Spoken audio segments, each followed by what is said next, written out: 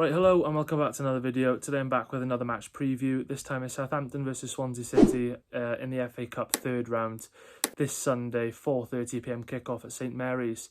It's going to be a tough game against a struggling Southampton side. I know they're right down the bottom of the Premier League, but at the end of the day they are a Premier League side and they're still playing in a higher division than us. Despite their struggles, obviously I've parted ways with Russell Martin not so long ago, obviously a former Swansea manager. Would have been nice to have played against him. It's a bit of a shame in that respect. Obviously there was a lot of respect between Russell and our fans when we last played at St Mary's.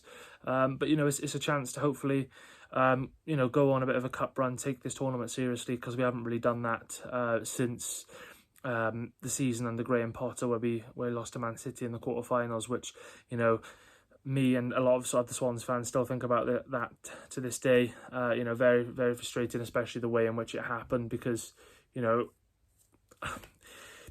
those calls, if we had VAR, we probably would have gone through, and who knows what could have happened that season. But yeah, very good tournament, the FA Cup, got a lot of history behind it, and it's definitely one that I'd like us to take seriously and try and go far but it's going to be a tough game against Southampton, as I said, despite their struggles. But in terms of the injury news, so to start off with Southampton, firstly is Jack Stevens with a muscle injury. They've also got Juan Larios with a knock.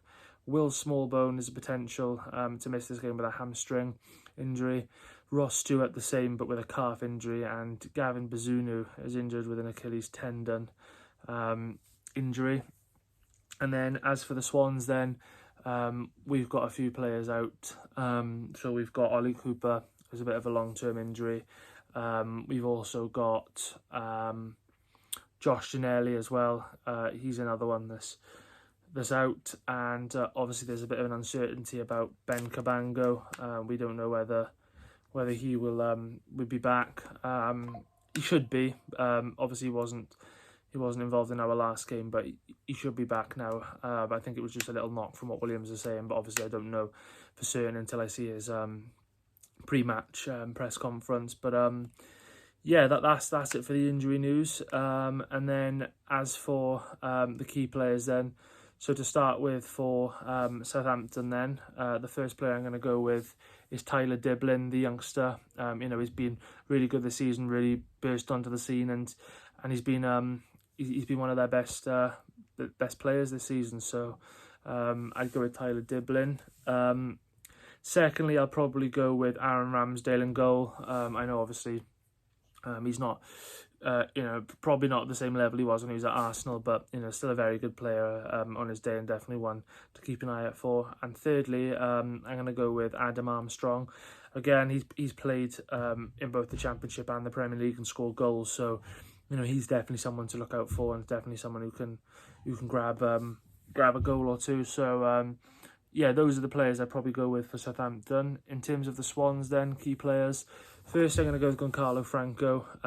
Been our best player this season for me. Really important in that midfield, and we're not the same team when he's not in it. Secondly, I'll go with Liam Cullen. Probably been our best player within the last few months, I'd say.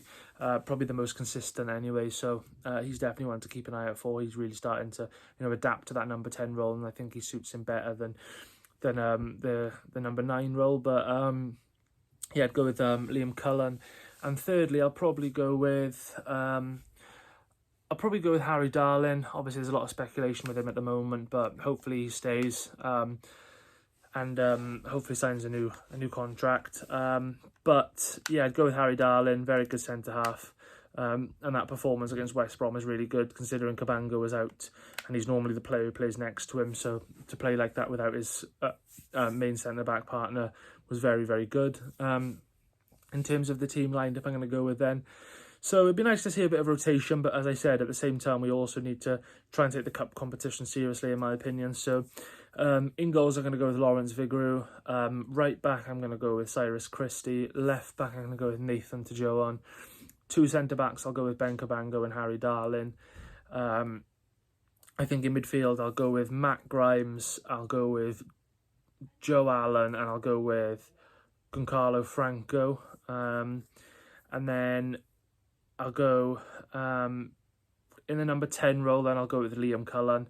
and then I think I'll play a 2 up front of Jan Vopotnik and Florian Bianchini, and then there's always that option then to have to go to a 4-3-3 in the game then, with Cullen, Bianchini and Vopotnik as the 3 up top, and then Grimes, Franco and Allen just behind, but then you have got other options such as Azim Abdullahi, Miles Pierre-Harris, who will probably all want to be involved in a game like this.